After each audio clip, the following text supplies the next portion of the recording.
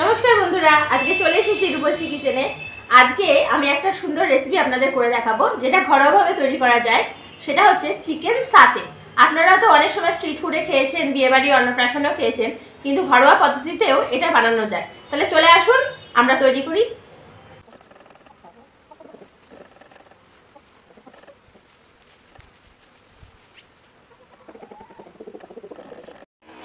আমি নিয়ে নিয়েছি বোনলেস চিকেনের পিস, তারপর ছোট ছোট করে টুকরো করে নিচ্ছি। ছোট ছোট করে নেব, বেশি বড় করব না। টুকরোগুলো করা হয়ে গেছে। এবার একটা বোলের মধ্যে আমি টুকরোগুলোকে নিয়ে নিয়েছি। তার মধ্যে দিয়ে দিচ্ছি আমার কিচেনের তন্দুরি মশলা, টক দই, আর দিয়ে দেব এখানে আদা রসুনের পেস্ট আর পরিমাণ মতো শুকনো লঙ্কার গুঁড়ো দেব। এবার ভালো করে হাতের সাহায্যে চটকে চটকে মেখে নেব।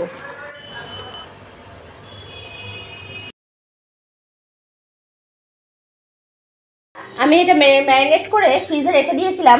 বানানোর ঠিক আধ ঘন্টা আগে এটা ম্যারিনেশন করে ফ্রিজে রেখে দিয়েছিলাম। এবার আমি বের করে নিচ্ছি।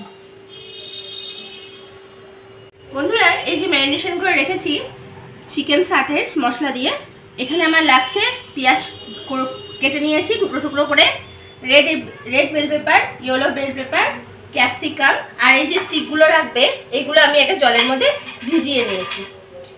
বন্ধুরা, এবার এইভাবে আমি স্টিক্সে দেখুন, প্রথমে মাংস দিয়েছি, পেঁয়াজ দিয়েছি, রেড বেল পেপার দিয়েছি, আবার মাংস দিয়েছি, পেঁয়াজ দিয়েছি, ইয়েলো বেল পেপার দিয়েছি, আবার মাংস দিয়েছি, পেঁয়াজ দিয়েছি, ক্যাপসিকাম দিয়েছি। এইভাবে আমি প্রত্যেকটা স্টিক্স তৈরি করে নেব।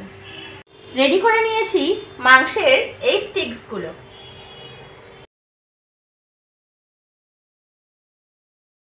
তাওয়া গরম হয়ে গেছে, মাখন দিয়ে দিচ্ছি। আমার মাখনটা মেল্ট হয়ে গেছে। এবার আমি স্টিক্সগুলোকে দিয়ে দিচ্ছি।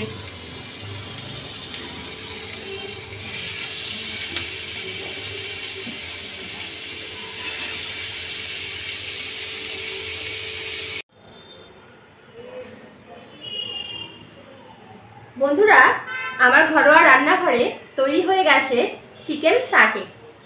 এবার খেয়ে দেখি কেমন হয়েছে।